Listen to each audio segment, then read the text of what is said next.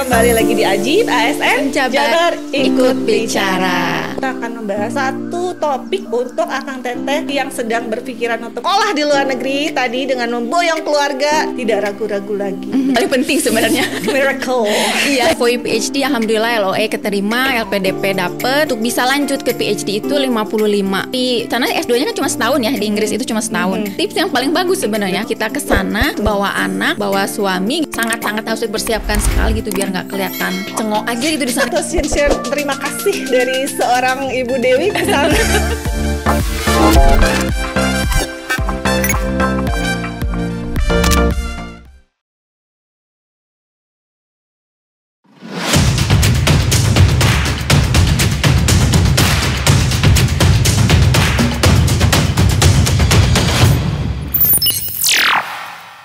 Ya, bismillahirrahmanirrahim. Assalamualaikum warahmatullahi wabarakatuh. Waalaikumsalam warahmatullahi wabarakatuh. Akang Teteh kembali lagi di Ajib ASN Jabar ikut bicara. Utek-utek. Ini ada filosofi loh, Cece. Apa Kenapa nih? utek-utek teh? Kenapa? Jadi kalau kieumannya jadi stagnan gitu kan. Nah, kalau utek-utek teh ada istilahnya dinamis. Oh udah agile mungkin ya istilahnya ya. Mohon. Jadi Kang Teteh mungkin beberapa bertanya dan termasuk beliau tadi. Nah, harus kikian utek-utekan katanya gitu. Karena tadi kita biar itu prinsipnya agile itu tadi. Bisa pokoknya nama bisa-bisa. Harus bisa maksa. Filosofi di balik utek-utek. Nah, Akang Teteh, kita nih pada kesempatan episode kali ini kita kedatangan seseorang yang ditunggu-tunggu. Meni bosen cenah ditunggu-tunggu wae ya. Iya, dari Aji Manggar yang nggak ditunggu-tunggu. Kedatangan sahabat saya, Ibu kalau harusnya mah biasanya kita manggilnya Cece-nya. Kedatangan Cece Dewi Nuraini PhD. Nah, itu dia. Apa kabar Cece? Kabar baik, alhamdulillah. Alhamdulillah. Ini beliau itu sekarang bertugas di Tikomdik ya? Di UPT Balai Tikomdik Distrik Jabar. UPTD Teknologi Informasi dan Komunikasi Pendidikan. Tepatnya di Rajiman juga ya? Ya, masih sama-sama di Rajiman. Masih Rajiman nomor 6. Nomor 6, oke. Nah, Akang Teteh, kita di kesempatan kali ini itu kita akan membahas satu topik yang sebenarnya nggak akan pernah bosan dan saya tuh bersemangat selalu gitu untuk ngebahas satu topik ini. Apa itu topiknya? Nggak jauh-jauh dari soal studi atau pengembangan kompetensi ya atau pengembangan pendidikan di ASN, di lingkungan ASN Jabar. Jadi isunya itu kalau sudah soal sekolah, saya mah hayu gitu. Karena apa? Prinsipnya adalah untuk menyemangati Akang Teteh di sana di Jabar gitu untuk yang berminat untuk sekolah ya kan, kesempatannya dan lain-lain. Makanya saya narik-narik nih, salah satunya beliau diundang adalah dalam rangka untuk itu ngasih trigger gitu untuk Akang Teteh biar yang sedang berpikiran untuk sekolah lanjut sekolah itu tidak ragu-ragu lagi. Betul Cici? Betul sekali. Harus kalau sekolah harus gaskeun. Gaspol ya. Iya, gaspol. Nah, Akang Teteh beliau Bu Dewi ini secara ini flashback sih sebetulnya ya. Betul mungkin sekali. kalau mau dibilang mah udah berapa tahun lalunya Cik? Iya, udah beres tuh aku 2020 sih. 2020. Oh, 3 tahun yang lalu masih anyar. Masih baru segar-segar ya. Iya. Nah, beliau itu melanjutkan studi dulu itu di Exeter. Ya, University of Exeter. University Exeter teh di paling mana ujung berung? Di United Kingdom, 4 jam dari London. Banyak teh 4 jam teh di ujung berung sana sih. Santai. Oh, teh di London teh di United Kingdom teh nya cicanya. Oke. Nah, itu teh dari London 4 jam by train, by bus. Jadi flashback teh. Iya. Nah, beliau itu di University of Exeter pada tahun masuk tuh 2014. Dan selesai di 2020. Itu kenapa, Cuk? Nah, Salami. Nah, ini yang menariknya, yang menjadi pembeda kenapa saya bersemangat nih Akang Teteh untuk mengundang beliau sharing pengalaman beliau tentang pengalaman studi belajar di luar negeri ini ya. Beliau itu di Exeter-nya itu ternyata ketika padahal udah S2 ya. Udah ketika S2 apply di ya. Indonesia ya. Ketika apply udah S2, tapi beliau ketika apply ke university saat itu juga salah satunya mungkin Exeter ya. Mungkin nggak cuma Exeter doang, yakin. Iya, kayaknya banyak mungkin university yang pakai pathway ini ya. Iya, Pathway-nya itu 4-year PhD. Jadi memang tidak disebutkan detail gitu. Sebutnya memang ini untuk PhD. Oh, jadi di itunya mah sebenarnya nggak dirinci ya di Tidak, awal. jangan dirinci. Cuman 4-year PhD. Biasanya kan kalau kita browsing mungkin ya program-program PhD kan PhD aja gitu ya. PhD misalnya PhD in Education, PhD in Social Science gitu. Tapi ini tuh ada program 4-year PhD. I see, 4-year PhD. Nah, itu dia. Jadi si 4-year-nya tuh pas udah sumping kemana ceritanya? Iya. Daftar itu udah 4-year PhD, alhamdulillah LOE keterima, LPDP dapet kan ya. Pergilah ke Inggris sana. Set, landing lah dia di Exeter. Pas nyampe kampus, ternyata aku tuh harus S2 lagi. Nah, eta. Itu agak shock sebenarnya. Kenapa saya harus S2 lagi? Kan udah S2. Ternyata teman-teman itu di satu kelas waktu itu ya, sama ada orang dan berbagai nationality gitu, ada dari Arab, dari Oman gitu. Sama mereka juga udah S2 dari negara masing-masingnya ya. Nah, pas ke sana memang kita harus ambil lagi, tapi S2-nya itu memang bukan S2 bukan S2 jurusan yang lain, tapi tentang educational research. Karena kan kalau di PhD ini kita memang bakal riset kan selama 4 tahun itu akan riset full gitu. Nah, S2 ini sebagai, kalau kita mah apa, mungkin kalau Indonesia mungkin matrikulasinya ya. Yes. Ya, matrikulasinya. Tapi ini didegrikan gitu sebagai Master of Educational Research. Dan itu tuh sebagai prasyarat sebenarnya. Kalau nilai minimal untuk bisa lanjut ke PhD itu 55 gitu kan. Nah, kalau kurang dari itu kita nggak bisa lanjut PhD. Nah, itu yang bikin saya deg-degan nih. Aduh, saya bisa lulus nggak ya ini ya? Agak nggak pede, agak insecure gitu makanya. Tapi alhamdulillah sih dengan ikut pathway ini sebenarnya bisa merasakan gitu ya kuliah. Kalau misalnya PhD itu kan biasanya dilepas ya, cuma sama supervisor aja berdua ya, bertiga mungkin sama supervisor 1, supervisor 2 gitu. Nah, dengan kuliah lagi tuh kita bisa ya punya teman sekelas gitu kan, tidak terlalu lonely, because PhD is a lonely journey, I must say. Nah, di situ kita punya teman lagi gitu kan, belajar mata kuliah lagi, dan memang di akhir kalau di sana S2-nya kan cuma setahun ya, di Inggris itu cuma setahun. Nah, di akhir di akhir triwulan itu kan memang harus dissertation. Kalau di sana kebalik ya. Kalau untuk S2 itu kan ngerjanya dissertation kalau S3 di sana kan sebenarnya thesis gitu kan, kebalik sama yang di Indonesia istilahnya gitu ya. Nah, itu kau tetap harus dissertation dulu. Tapi itu tuh memang si topik yang memang akan aku teliti gitu di PhD nanti. Jadi itu sekitar 15.000 kata gitu udah harus ya, kalau sebenarnya nggak ada ruginya juga sama itu kan acuan supaya kerangka mungkin ya, kerangka kita untuk melanjutkan PhD itu dari S2 ini, dari dissertation yang telah dibuat ini gitu. Iya. Menarik sekali ya Kakang Teteh. Jadi tadi disampaikan oleh beliau bahwa di UK itu cenderung master degree-nya itu 1 tahun. 1 tahun aja. Jadi ketika dibikin 4 tahun pun untuk PhD-nya adalah 1 tahun untuk master dan si 3 tahunnya untuk si program PhD-nya tadi.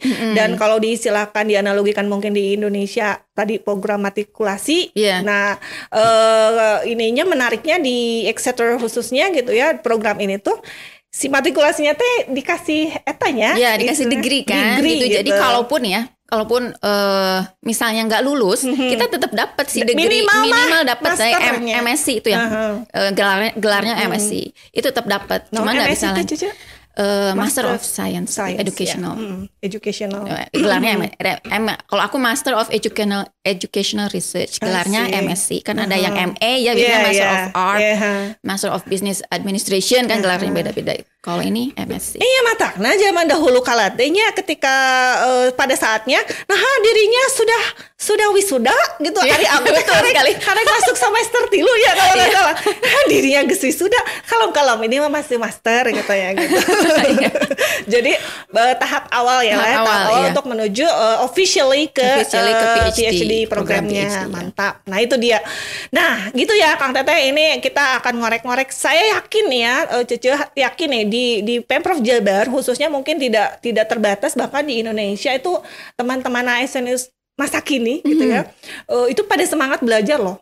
Betul, apalagi dengan adanya LPDP ini ya, sebetulnya lebih semangat gitu. Betul sekali, LPDP jor-joran ya, memberikan kesempatan untuk kita bisa mengembangkan, mengaktualisasikan diri, bahkan tidak terbatas bisa di luar negeri gitu kan. Kampus-kampus keren, elit yang tidak salah nih gitu kan, kualifikasi dan lain-lainnya.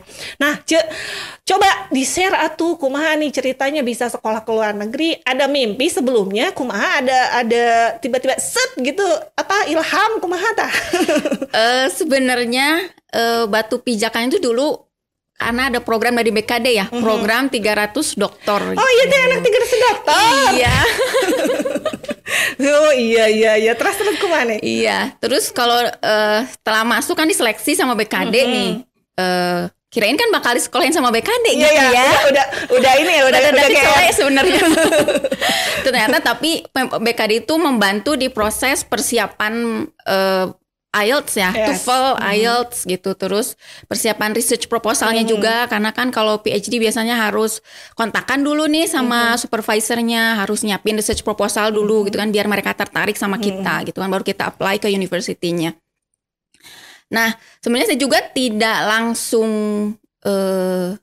lolos gitu ya. Maksudnya it's not like butterflies and rainbow ketika dapat ini tuh gitu.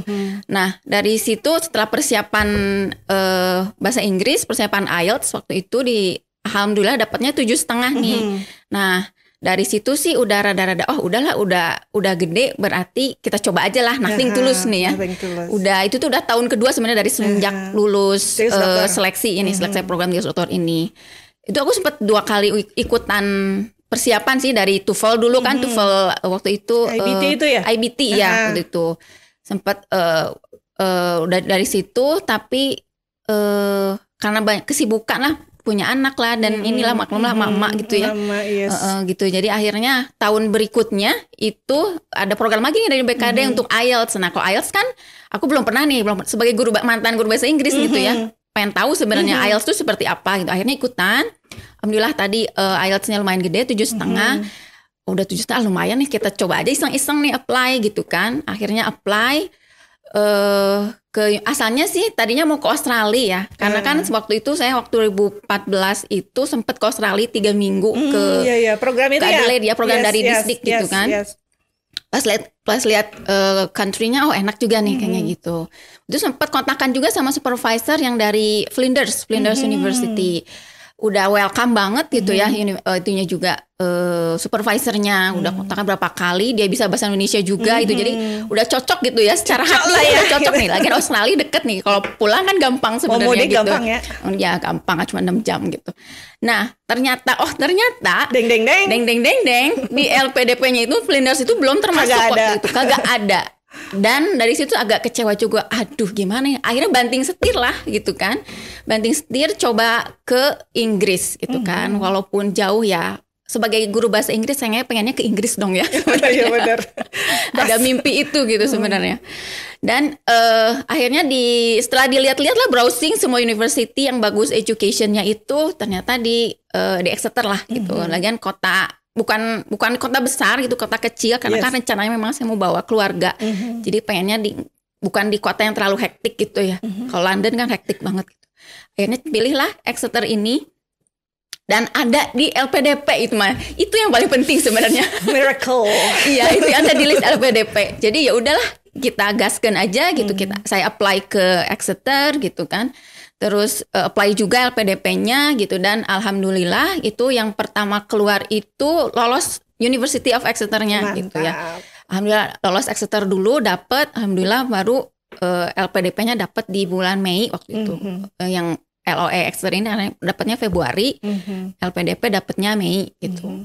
Dan alhamdulillah ya akhirnya cus lah ke sana gitu ya dengan riang gembiranya gitu ya. Yakin yang gembira? Asa sendiri dulu kan jadi berangkat ya? Iya, sendiri dulu kan. Ya, itu masalahnya. Buat kita yang sudah berkeluarga itu memang ada aturan LPDP waktu itu ya, tahun 2014 itu bahwa keluarga itu tidak boleh ikut tidak boleh ikut dulu gitu. Selama 6 bulan itu harus kita dulu sendiri di sana. Karena memang itu sebenarnya tips yang paling bagus sebenarnya. Betul. Soalnya kan kalau kita ke sana nggak tahu apa-apa, bawa anak, bawa suami gitu kan, pilih rumah juga kan is not an easy thing sebenarnya gitu. Hidup harus di luar negeri ya, itu. nyariin dulu riweuh. buat housingnya. Iya, housingnya, terutama kalau di Inggris itu kan tidak semua housing menerima anak. Betul sekali. Ada aturan khusus. Iya, ada aturan khusus ternyata kan. Kalau di kita kan los aja gitu ya. Yang penting yang punya uang, silahkan uang rumahnya dipakai gitu kan. Nggak peduli mau punya anak berapa. Kalau di sana kan landlordnya ada yang saya anaknya cuma pengen 1 katanya gitu. Ada yang ya itu jadi harus kalau saya punya anak 2 ya landlordnya harus mau menerima anak saya dua-duanya di rumah itu. Jadi itu yang agak tricky sebenarnya. Itu agak susah gitu mencari rumah yang untuk keluarga. Dengan kami berempat waktu itu ya, jadi agak-agak susah sebenarnya gitu. Tapi kan terlewati ya proses. Alhamdulillah terlewati. Karena proses untuk mau studi itu kadang kan kalau dipikir sekarang ya, kita flashback long way to go dan kayaknya untuk ngulang lagi nanti dulu deh. Betul sekali.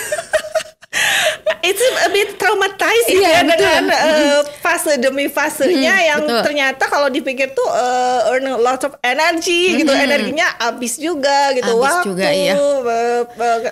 mentally dan lain-lain ya. Ya mentally dan physically kalau buat saya ini. Oh iya terutama khusus untuk Anda.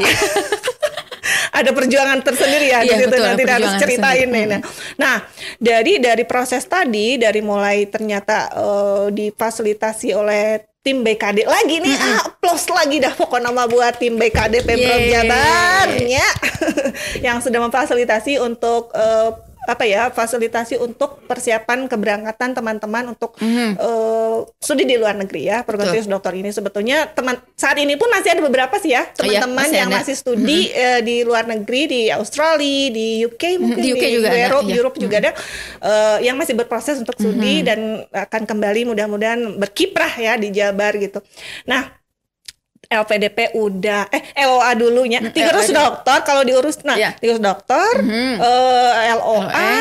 LOA terus baru LPDP. Langsung cus ngapung. Nah, dari sana nih. Nah, kita masuk ke situasi kondisi saat studi ini ceritanya. Tadi kan persiapan udah segala macam. Nah, jadi 6 bulan pertama itu Cece sendiri cerita nate. Dengan segala culture shocknya. Secara lingkungan, secara akademikly di kampus ya kan, gimana ceritanya? Sebenarnya culture shock yang agak-agak shock itu sebenarnya waktu kita transit nih ya, itu transit tuh di Manchester. Itu kan kalau kita terbiasa dengan aksen standar di TOEFL lah, di IELTS, dan kesana tuh kayak I don't know what they're talking about gitu ya. Aduh, ini aku bisa nggak ya kuliah dengan aksen yang kental seperti itu kan? Ternyata kalau di Inggris itu kan aksennya itu bukan beragam ya? Tidak satu aja, tidak seperti yang di IELTS kita dengar kan? Itu kan ada aksen gitu North, itu kan ada aksen posh gitu. Nah, tapi untungnya pas datang ke Exeter tuh mereka aksennya aksen standar yang seperti standar standar di Inggris gitu. Jadi nggak terlalu sulit seperti di Manchester atau di daerah Northern Northern England gitu kan. Nah, terus pas kuliah juga, pas masuk kuliah itu yang bikin shocknya itu kan langsung harus banyak artikel yang harus dibaca, buku yang harus dibaca, dan ketika ketemu tuh kita nggak bisa bawa diri terus dengerin aja, nggak bisa gitu kan. Kita harus benar-benar siap sebelum kuliah dimulai itu udah harus belajar dulu nih bahan-bahan yang segambreng yang dikasih oleh dosen itu udah harus kita baca semuanya dan diskusi di sana gitu kan. Itu yang agak-agak berat sebenarnya di beberapa bulan pertama karena kita kan apalagi kan saya kuliah S2 itu udah tahun 2010 ya gitu. Jadi pas beres itu 2010. Jadi pas masa-masa itu kan udah tidak terbiasa dengan pola studi yang seperti itu kan. Udah biasa kerja aja, nah pas itu agak shocknya itu yang dari situ, dari persiapan kuliah, tiap meeting tuh memang harus dipersiapkan, sangat-sangat harus dipersiapkan sekali gitu biar nggak kelihatan cengok aja gitu di sana itu kan nggak mungkin ya, malu juga gitu kan, kayaknya. membawa nama Indonesia soalnya gitu. I'm from Indonesia. Indonesia. Jadi kita membawa nama Indonesia gitu di sana, bahwa ya jangan sampai terstigmatize bahwa Indonesia tuh kok gini ya anak studentnya gitu kan. Jadi nggak pengen juga itu kita membawa nama buruk Indonesia gitu. Jadi ada beban juga itu membawa nama Indonesia, nama baik Indonesia nih. Iya, delegates gitu loh ya. Gitu kan. Jangan sampai nah cina itu tiasa apa kemana sih wae cina gitu kan, tidak aktif diskusi dan lain-lain. Tidak bisa, padahal juga ya itu tadi disampaikan di awal bahwa teman-teman juga kan dari berbagai macam nationality ya. Betul. Dari Eropa, dari Asia dan segala macamnya gitu kan, tidak ini, dan banyak gagasan ya, banyak latar belakang pula di situ kan, banyak apa sih wacana atau banyak yaitu isu-isu yang masing-masing bawa sendiri ya. Iya betul. Kan perbedaan culture itu kan jadi beda. Iya benar-benar. Nah itu dia. Jadi culture shock mah di mana-mana dan kapanpun. Ketika kita bertempat di menempati satu tempat baru ya. Tapi memang Cici kalaupun beruntungnya gitu yang pengalaman pribadi juga dengan segala macam aksen yang ada, tapi relatively a bit help dengan lingkungan akademik gitu, karena cenderung yang di kampus-kampus itu dengan beragam macam aksen, jadi kayak semacam apa ya, lebih jadi terfilter lagi gitu. Betul.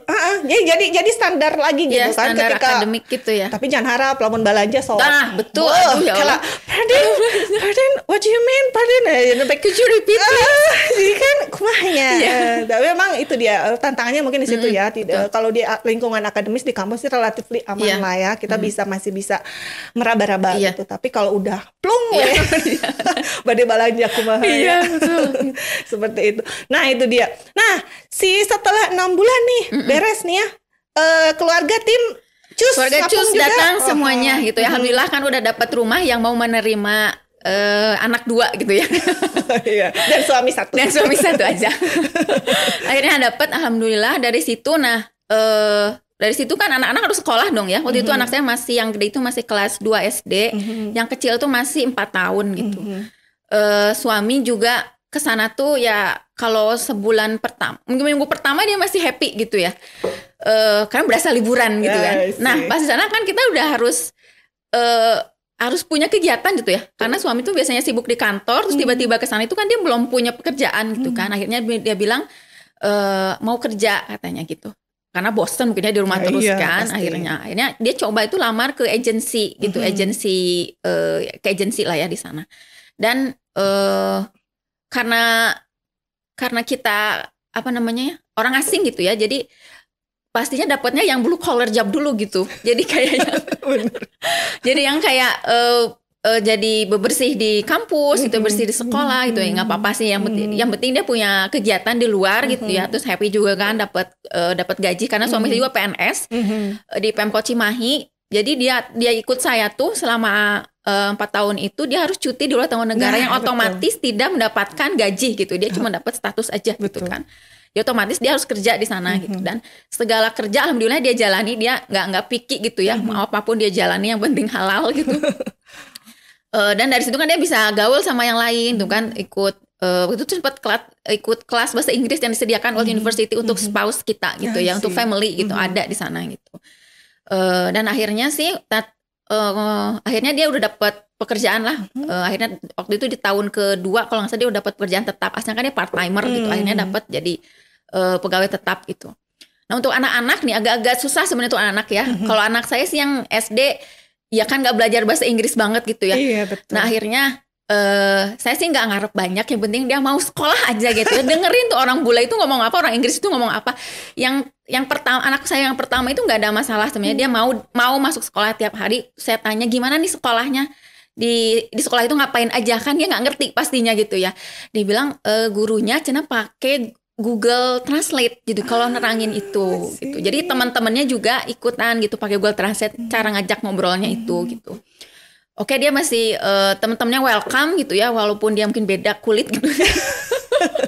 Tapi alhamdulillah welcome. Keberagaman gitu. Ini ya di sana aman ya. Aman, alhamdulillah. Kalau di Inggris kan banyak sangat beragam gitu ya. Ada orang Pakistan, orang Bangladesh gitu kan.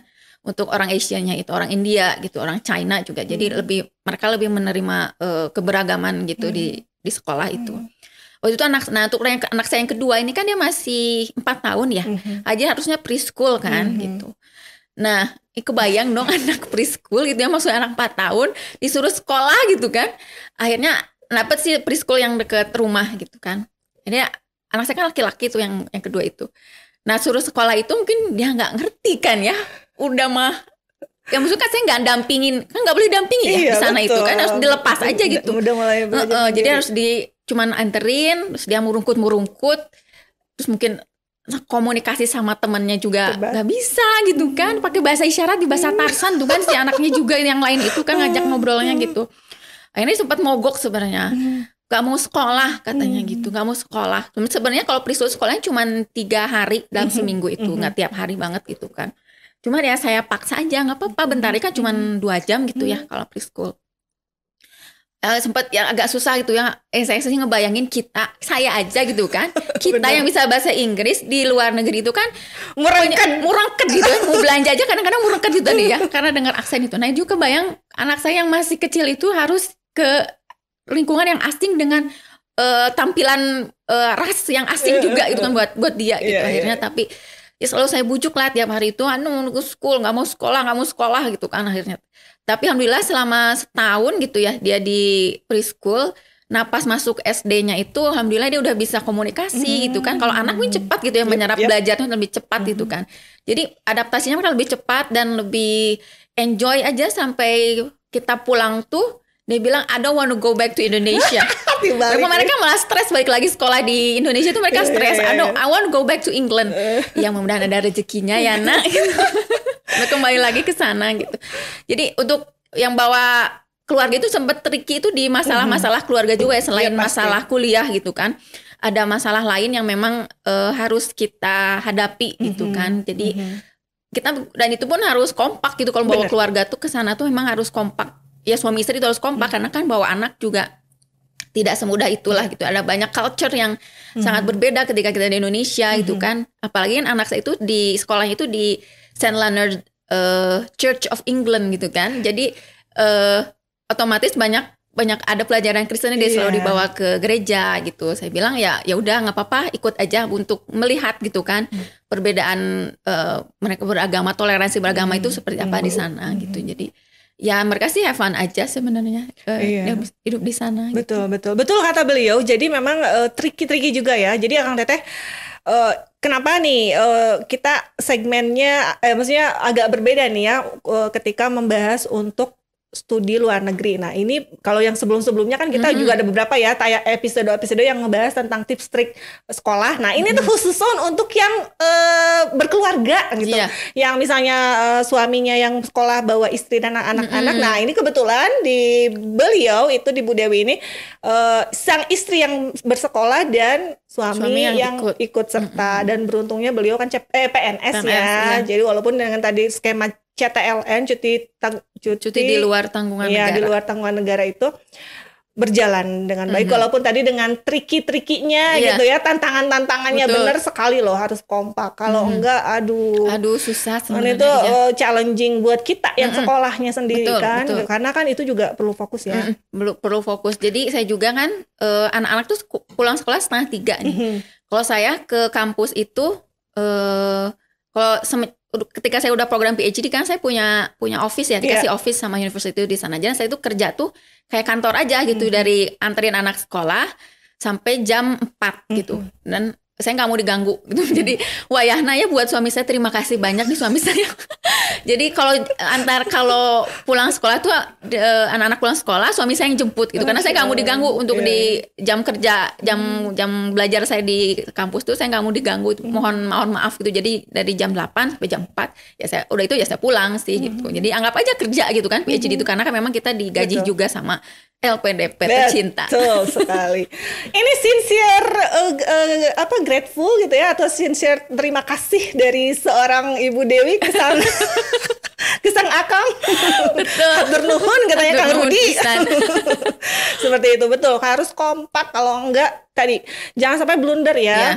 Ketika kita bawa keluarga atau bahkan kebalikannya nggak bawa keluarga, yang paling inti itu adalah bagaimana kita itu tuh pilihan itu tuh bisa support kita selesai sekolah gitu. Selesai, ya. Karena kalau misalnya let's say kita bisa katakan berangkat bisa, beasiswa jalan, studi jalan. Tapi yang terakhir faktor utama kita menentukan studi itu apa? Beres ente? Iya, itu beres enggak? Itu kan takut kan? Soalnya kan LPDP itu kalau nggak beres dikasih penalti kan, harus balikin semua biaya yang pernah kita pakai. Dan nggak sanggup dong kalau aku harus balikin berapa miliar gitu ya, karena itu pound sterling kan. Betul. Jadi nggak akan sanggup lah. Jadi saya tuh berusaha pokoknya tepat waktu. Jadi kalau misalnya, makanya tadi saya nggak mau diganggu ketika saya di university 8 jam lah, saya minta waktu 8 jam gitu di kampus. Ya saya harus kerja di sana gitu, harus writing kan di sana gitu, writing thesis gitu, dan nggak mau diganggu karena takut. Itu yang bikin takut tuh penalti dari LPDP ini, harus balikin berapa miliar dan nggak akan sanggup gitu. Mencicilnya pun kayaknya saya nggak akan sanggup gitu. Iya bener, harus ngical naon ya. Ngical naon deui gitu kan. Betul sekali. Jadi itu satu sisi jadi motivasi ya untuk kita ya. Motivasi. Jadi kita berpikiran. Jadi pecut sebenarnya. Iya, kalau harus kelar gitu dalam beberapa durasi waktu yang sudah disepakati seperti itu. Betul sekali. Nah, jadi tadi faktor keluarga ketika pun mau diboyong, entahlah, mungkin yakin ya di beberapa skema scholarship lainnya gitu, tidak hanya LPDP, ada yang memang untuk menanggung keluarga juga ya. Kalau nggak salah LPDP itu di akhir-akhir kita selesai itu kan, kalau nggak salah untuk master tuh nggak bisa bawa keluarga. Tapi boleh bawa, cuman mungkin nggak akan dibiayai. Nah itu dia bedanya ya. Tapi mungkin kalau PhD masih bisa ya, masih bisa, tapi cuman 2 kan, memang 2 orang kan, masih 2 kan, selalu 2 ya. Selalu 2 itu kan, walaupun saya bawa 3 orang nih kan, anak 2 suami 1, ya cuma 2. Tapi alhamdulillah saya cukup gitu, dong, apalagi akangnya bekerja. Jangan lupa itu ya, Cici. Nah itu dia. Jadi cerita menariknya Kang Teteh, jadi justru ketika tantangannya tadi adalah itu tadi ya, membagi peran gitu ya, untuk studi, untuk anak-anak dan lain-lain, dan tidak kalah juga pengorbanan sebetulnya loh, ketika pasangan, anak-anak turut serta kita gitu, itu juga adalah pengorbanan dalam tanda kutip ya, beliau-beliau atau mereka-mereka untuk kita, dan bonusnya mungkin ya untuk anak-anak bisa mengenyam, merasakan sekolah di negeri orang, dan gratis loh. Gratis, ya alhamdulillah gratis di sana tuh semuanya. Kecuali kalau field trip lah baru bayar, karena kan ada bayar bus dan lain-lain gitu. Betul. Menarik ya. Menarik. Jadi hoyong Wida itu, hoyong si Wida mah mun alim sakola deh. Kumaha itu. Baiklah. Nah, tadi tantangannya. Tadi setelah proses studi ya dijalani itu tuh kalau nggak salah ada cerita tuh di balik itu. Sampai tadi kalau di awal disebutkan clue-nya mentally and physically. Itu ada apa dari istilah itu nih buat seorang Cici Dewi Nuraini PhD ini teh apa nih? Iya, itu di tahun terakhir ya, tahun 2018 itu kan, itu tuh udah target harus selesai LPDP ya. Kan kita 2014 nih, 4 tahun kan, beasiswanya itu 4 tahun. Nah 2018 itu udah harus selesai gitu kan, September 2018 itu udah harus lulus. Nah ternyata di bulan waktu itu abis Ramadan ya, kalau nggak salah bulan April gitu di sana itu ya, saya tuh kena panas, demam tinggi sampai 39,9 sampai 40 gitu kan. Dan itu tuh berulang. Jadi cuman minum obat aja gitu ya kan, minum obat turun panas itu, karena suami saya waktu itu lagi umroh gitu. Jadi saya sendiri, saya nggak ke rumah sakit, karena kan anak-anak siapa yang ngurus. Nah itu sedihnya gitu ya, kalau di luar negeri tuh asli sendiri semuanya, harus ditakal semuanya sendiri gitu. Dan waktu itu saya kalau panas itu saya cuma minum obat aja terus gitu, nggak curiga kemana-mana sih, mungkin emang nggak enak badan aja gitu kan. Nah terus pas suami pulang, dia bilang udah ayo ke rumah sakit gitu kan, karena udah terlalu panas naik panas turun gitu ya, naik turun gitu kan, udah nggak wajar katanya gitu. Akhirnya ke rumah sakit lah, ke UGD waktu itu, diajak sama teman juga, ikut teman saya itu.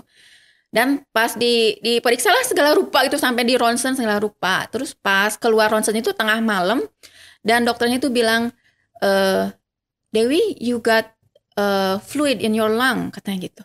I said, how come? We don't know for sure. That's why you need to be admitted to the hospital, katanya gitu. Ada cairan di paru saya gitu kan, katanya teh. Cairan di paru kan agak aneh juga gitu. Cairan kok di paru. Takutnya aku kalau sempet langsung googling kan gitu, kalau cairan di paru cuma 2, TB atau kanker paru-paru. Oh, nauzubillah min dzalik ya. Dan itu tuh udah sampai oh my god itu kan gue udah emang udah sampai kurus banget Ya, pas itu tuh kan udah kurus banget sekali. gitu. Nah pas udah masuk rumah sakit terus dia bilang ini harus disedot cairannya katanya. Tadi di paru kiri saya itu kan, paru kiri itu akhirnya disedot tuh ya dari belakang waktu itu. Dan disedot itu kayak airnya tuh bening kayak bimoli lah, kayak minyak jernih gitu ya. Itu ada 1 liter. Oh my god. Dia itu memang aku tuh kan kalau di sana jalan terus kan, dan jalan tuh ada engap memang. Jadi engap kalau jalan sedikit engap, aku kira cuma capek doang gitu kan, jadi nggak mikir ke mana-mana lah gitu. Nah pas disedot itu ternyata cairannya udah 1 liter gitu. Dan itu amazingnya tuh kok aku bisa bertahan. Dia bilang si dokter sampai bilang it could be cancer, but maybe it's quite unlikely because you're very young katanya gitu. Tapi kannya takut juga itu kan. Tapi pas dilihat cairannya, alhamdulillah cairannya kan bening. Jadi kan itu TB katanya gitu. Karena kalau kanker itu kan cairannya merah darah katanya gitu ya. Nah dari situ kan butuh treatment ya. Kalau TB kan harus 6 bulan pengobatan lagi kan di sana itu. Dan asli di situ tuh udah nggak bisa ke kampus lagi gitu kan. Itu udah April, udah takut aja aku sampai nangis ke si nurse-nya itu. Takut kenapa tuh kan, takut nggak beres kuliahnya gitu kan. Paling takut itu yang saya takut meninggal di United Kingdom gitu kan. Itu kalau di negeri orang itu sangat kebayang menyusahkan suami dan anak-anak gitu kan, mengirim jenazah saya ke Indonesia itu seperti apa gitu kan. Udah pikirnya itu udah kemana-mana gitu. Takut di penalti juga sama LPDP gitu kan. Akhirnya saya izin ke supervisor, saya sakit gitu kan, dan saya waktu pulang kata suami saya udah kalau kayak gini udah pulang di rumah sakit itu, di rumah sakit itu saya 10 hari gitu ya. Harusnya sih saya dicek yang dicek si sel yang di paru itu seperti apa gitu, udah separah apa gitu. Dan karena TB akhirnya dikasih pengobatan lah dari sana. Kata suami saya memutuskan ya udah kita Juni itu pulang aja katanya itu. Walaupun kita September kan ya di sana. Ada waktu sampai September. Tapi karena saya lagi sakitnya parah, lumayan parah, dan maksudnya kita tuh kan butuh suami saya mungkin butuh bantuan gitu ya, karena kan nggak bisa ngandelin teman ya, bisa sih nitipin anak ke teman, tapi kan nggak bisa tiap hari, nggak bisa beda sama keluarga gitu akhirnya. Karena kan waktu saya sakit itu dia yang harus antar jemput anak, dia juga harus kerja, jadi malamnya dia nungguin saya di rumah sakit gitu ya, jadi agak riweuh lah gitu. Akhirnya kami memutuskan udah kita pulang akhir Juni kita pulang ke Indonesia aja. Akhirnya ya udah saya izin ke supervisor, izin untuk meneruskan tesis ini di Indonesia aja. Izinkan, akhirnya pulang. Saya juga melanjutkan pengobatan TB saya di Indonesia gitu. Di si dokter yang di UK itu sempat bilang, ini kamu TB kayaknya bawa dari Indonesia. Saya bilang nggak mungkin, karena kan sebelum ke UK itu kita tes TB dulu kan pastinya. Ya. Dan saya negatif waktu itu. Dia bilang ya bisa aja virusnya itu kan dorman katanya gitu. Nah jadi lagi mungkin kalau di Inggris kan dingin all year gitu ya. Even summer. Jadi sepanjang itu dingin aja gitu kan. Jadi mungkin dari situ gitu. Mungkin dokter di UK seperti itu bilangnya. Saya nggak mungkin saya bawa ini dari Indonesia karena bawanya kalau jadinya itu kan pas akhir kan, kalau mau juga kan awal-awal ya. Kan gitu kan. Jadi entah itu dapat dari mana gitu kan. Akhirnya ya udah pengobatan lagi di Indonesia, agak baikan akhirnya ya. Saya coba untung waktu itu si tesis ini saya udah selesai itu, si discussion itu udah beres gitu ya. Jadi tinggal nulis kesimpulan lah. Jadi masih. Tapi kan kalau ketika saya kan off berapa bulan tuh, untuk nulis lagi tuh kan agak susah gitu ya. Di Indonesia itu si semangat itu kadang udah hilang gitu. Tapi karena itu tadi takut di penalti LPDP, jadi dipaksain aja pokoknya gitu. Akhirnya tuh kan saya harus sidang pokoknya tahun 2019 itu 2018 ya. Back to Exeter ya. 2019 balik ke Exeter setahun kemudian gitu. Untungnya kan LPDP itu cuma bayar sampai 2018 aja kan, 4 tahun mereka bayarnya gitu kan. Aku tuh belum beres, September 2018 itu belum beres.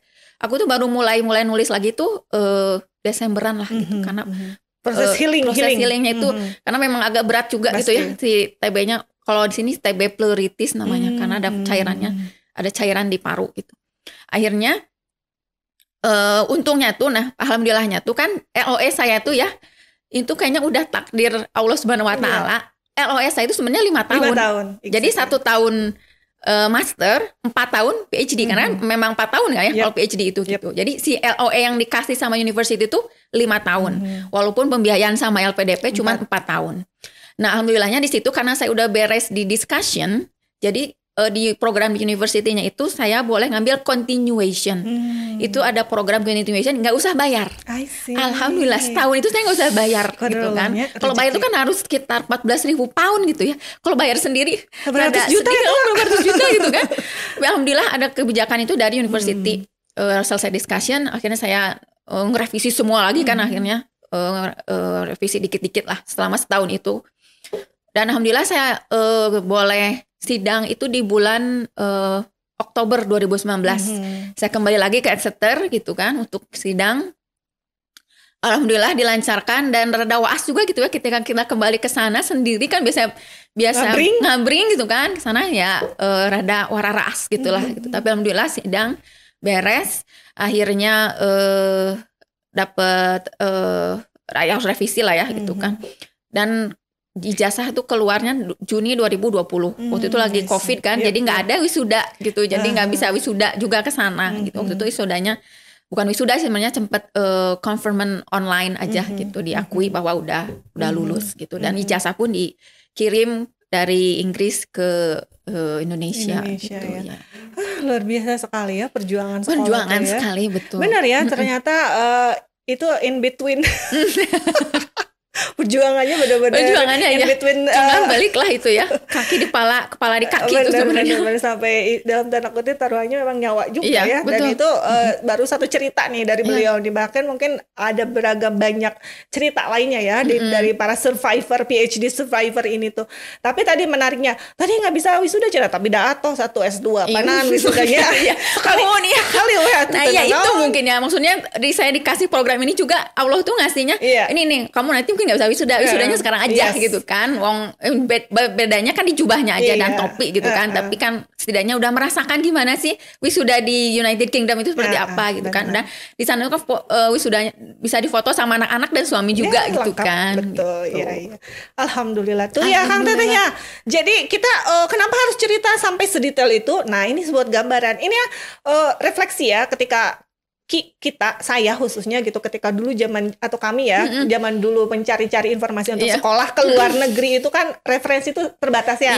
Mungkin ini jadi salah satu kanal untuk Akang Teteh yang berminat untuk sekolah dan bawa keluarga gitu ya. Tadi persiapannya, terus komitmen dengan keluarga dan bagaimana juga anak-anak dikondisikan dan lain-lain, dan juga tentunya kita juga komit dari awal untuk tadi goalnya adalah selesai studi dengan apapun taruhannya. Pokoknya harus beres aja. Even kesehatan tadi ya, pertaruhannya betul-betul luar biasa gitu ya. Seperti itu. Keren banget ini. Tapi ya sudah officially PhD ya Bu ya. Alhamdulillah ya. Selamat atas pencapaiannya yang luar biasa gitu banyak. Ya. Nah ini ada nih nggak nih pesan-pesan atau tips nih buat Akang Teteh di Pemprov Jabar khususnya dan mungkin di Nusantara yang tadi mau berminat untuk mulai mikir-mikir nih mau sekolah dan saya mau bawa keluarga nih. Nah, gimana nih ceritanya? Yang pertama mau disiapkan mungkin persiapan bahasa Inggrisnya dulu mungkin ya. Itu harus karena kan kuliah di luar negeri itu memang tidak tadi saya bilang tidak it's not always rainbow and butterflies. Enggak gitu kan di sana tuh. Beda misalnya kalau kita berlibur aja ya itu rainbow and butterflies aja gitu kan. Tapi ketika kita tinggal di sana tuh enggak seperti itu gitu. Jadi pertama mungkin persiapkan kalau pengen kalau ke luar negeri kan pasti beasiswa. Dipersiapkan dulu bahasa Inggrisnya kan. Kalau untuk LPDP itu sekarang udah ada yang untuk khusus ASN gitu kan.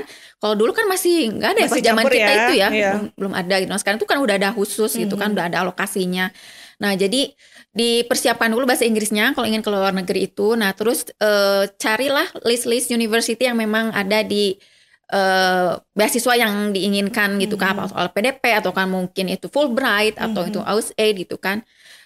Persiapkanlah dengan matang itu kan kota mana yang akan ditempati, university mana gitu kan, karena kalau kita bawa keluarga kan ya tadi rada banyak masalahnya juga gitu sebenarnya yang harus dihadapi gitu. Jadi nah tips terakhir sih jangan menyerah ya, karena orang-orang nyangkanya sekali beasiswa harus lolos itu kan maksudnya rezeki kadang tidak seperti itu juga itu kan. Kita harus mencoba berkali-kali itu kan, itu untuk mengasah grit kita gitu kan. Dan kemauan kita benar mau enggak gitu kan sebenarnya kuliah itu gitu. Itu sebenarnya yang harus dipersiapkan itu mental dulu ketika kita udah fokus mau. Nah, terus ajak ngobrol juga pasangan. Ketika saya lolos nih, misal kalau ke luar negeri lolos, mau ikut nggak? Atau misalnya kalau nggak ikut juga akan seperti apa nih kita kan bagi-baginya. Mungkin kalau bagi anak mungkin ya seperti seperti Cik Ruli itu bagi anak ya. Itu kan harus kadang ada yang suami yang nggak support juga itu kan. Udah di Indonesia aja gitu kan S3-nya gitu kan. Ada yang gitu. Nah, itu harus dipersiapkan dengan matang karena ketika kita LDR itu kan ya masalah nambah lagi gitu kan, kecuali kalau diboyong semua seperti saya kan ya alhamdulillah gitu kan mau gitu suami saya gitu kan. Nah, itu yang harus diobrolkan dengan baik, mental kita, mental keluarga gitu kan. Yang terakhir ya persiapan lah untuk persiapan studi ini seperti apa gitu, persiapan bahasa Inggrisnya, persiapan pemilihan universitinya, persiapan kalau PhD kan akan lebih spesifik gitu kan, apa yang akan kita teliti. Yang kalau PhD itu kan itu terus yang akan kita 4 tahun itu kan sampai bosen gitu ya. Karena aku kadang suka mikir pas PhD itu ini ngapain gitu ya, aku teh kuliah di sini asal mempersulit diri gitu kan, karena sempat pada burn out sampai pada tahap itu gitu kan. Jadi kalau ingin PhD ya harus dipersiapkan dulu studi topik apa yang akan kita teliti supaya kita tuh nggak bosan. Jadi memang harus passion kita gitu kan yang akan diteliti. Itu aja sih mungkin ya. Siap, laksanakan obos gitu katanya kata Akang Teteh yang mau sekolah di luar negeri tadi dengan memboyong keluarga tadi. Persiapkan, sok der lah, jangan ditunda-tunda lagi. Tadi sepakat pokoknya jangan menyerah ya. Betul, jangan menyerah. Jadinya kita harus tadi bertahan dengan misi kita, goal kita, dan grit kita tadi kalau disampaikan oleh sang Cece gitu ya, sang Cece PhD. Oke, baiklah Cece, hatur nuhun ya, walaupun ditodong tapi alhamdulillah lancar jaya. Norelang nyariosna capetang sekali Anda ya. Hatur nuhun, semoga tidak bosan ya, nanti kita undang lagi dari Disdik siapanya semoga Pak Kadis nanti hadir, Kadis yang baru, Pak Sekdis juga, Ibu Kabid, Bapak Kabid. Sharing banyak kali, ajib ya. Baiklah, jangan lupa katanya like, subscribe, and comment sosmed BKD Jabar dan Disdik Jabar dan di Komik Jabar juga ya. Jangan lupa. Nanti pastinya ada Instagram, ada Facebook, Twitter, lalu di websitenya. Oh, jangan lupa juga nanti tayangan podcast khusus dari Disdik juga akan ada, banyak hal di sana nanti akan di-share gitu ya ke halayak ramai gitu ya. Baiklah, ajib-ajib, Akang Teteh ASN Jabar ikut bicara.